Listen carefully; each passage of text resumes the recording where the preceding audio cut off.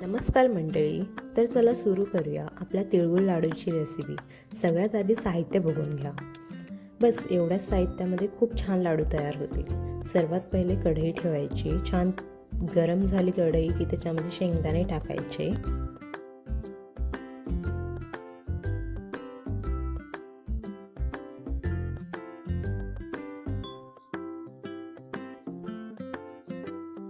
त्यानंतर तीळ घ्या 750 ग्रॅम आणि त्या तिळाला सुद्धा शेंगदाण्यासारखं छान भाजून घ्यायचं.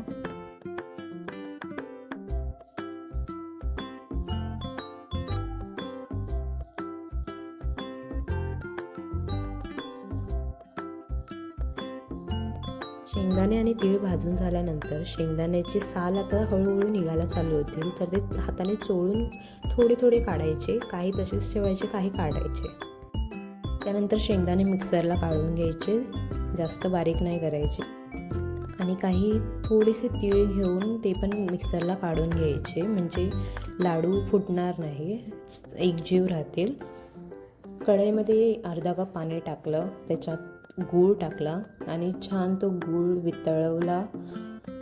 त्याच्यानंतर शेंगदाणे, तीळ आणि गूळ मिक्स करून घ्यायचे छान. गूळ घेताना काळा गूळ घ्या, चिकीचा गूळ घेऊ नका. कारण काही लोक घेतात चिकीचा गूळ, पण आम्ही पहिलं चिकीच्या गुळाने करून बघितले तेव्हा ते खूपच कडक असे तिळगुळ बनत होते आणि काळ्या गुळाने खुसखुशीत बनतात. तर काळा गूळ घ्या. आणि जर करताना हाताला चिटकत असेल तर थोडंसं हाताला तेल लावून घ्या.